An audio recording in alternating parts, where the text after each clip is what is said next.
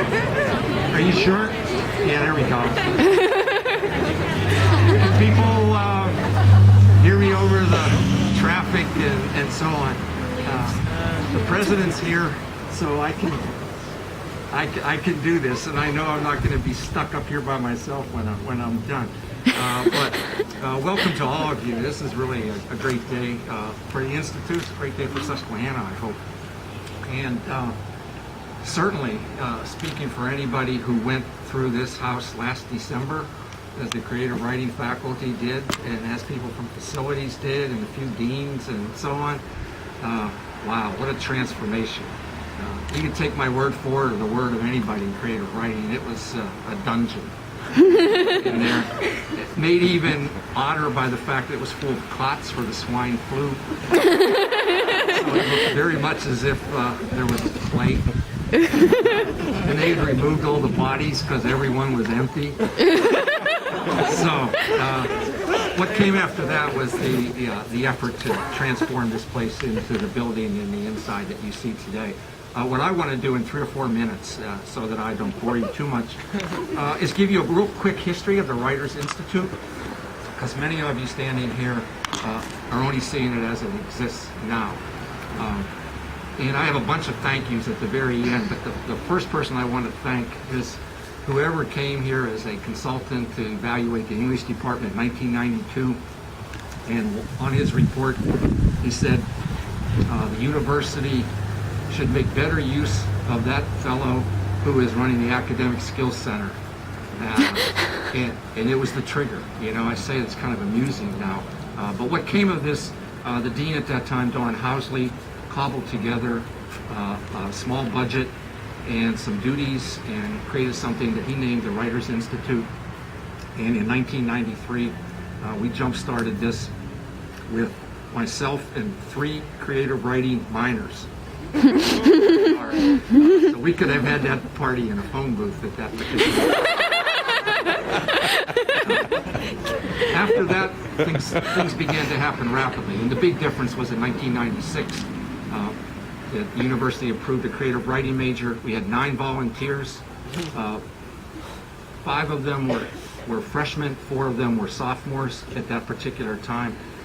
We put out the word that we were looking for creative writing students. I remember how many people applied the first year, 22. I remember how many arrived, 7. And then we had 16. This year we had 127 applicants. We accepted 84 portfolios and 52 of you arrived. It's a different world, for certain. A couple of other highlights. 1999 was the year we had our first graduates. All 4 of those sophomores graduated. One of them actually works here in the PR office. In 1999, I'm just going to mention when faculty arrived in the fall, Tom Bailey arrived. And when he arrived, we had 25 majors. And he made grandiose plans and said we could get 100. I said, yeah, have another beer.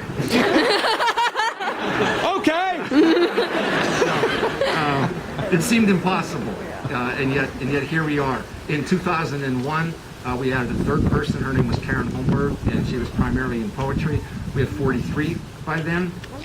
And at that time, Joel Cunningham, who was leaving as president, gave us a nice, generous grant from his President's Fund for Excellence as he exited the university. And in 2002, I'm going to say this was the watershed year for this program. It was the year the Dagenstein Foundation gave this program $500,000. And it was the year that the Chronicle of Higher Education spent 3 days on campus and wrote a feature article for that publication about the creative writing program and where it stood at that particular time. After that, that snowball was rolling down the hill for certain. 2005, Carla Kelsey came and replaced Karen Holmberg. There were 73 majors when she was hired. That year was the first year we had a Stealth Fox visiting writer, another endowment for this program. 2007, Glenn Retief arrived. By that time we had 105 majors. And it was also the year we had the first Sue Yenchko visiting writer, another endowed program for us. Steve Yarbrough was the first one. Sue Miller read in this, Bernard Cooper, Lydia Davis this year. And you certainly know that we used Nagenstein money to have people here for a week. Steve was just here and came back 3 years later to spend a week with us last week. 2009, first book by an alum. Katie Pierce won a national poetry book contest. Her book called Famous Last Words, and we began to have our alumni return for readings. Catherine Dent, Silas Zobel arrived to share a position. By now, 148 majors. In 2010, second book by alum, a memoir. Almost a fire truck for Jay's book about arsonists. Left to Burn is the name of his memoir. He's from the class of '03. And now we have over 160 majors. And as of this afternoon, 21 minors in this program. So we have over 180 people institutionally attached to this program. And now we have this house. What I'd like to do with my last minute is just thank a bunch of people.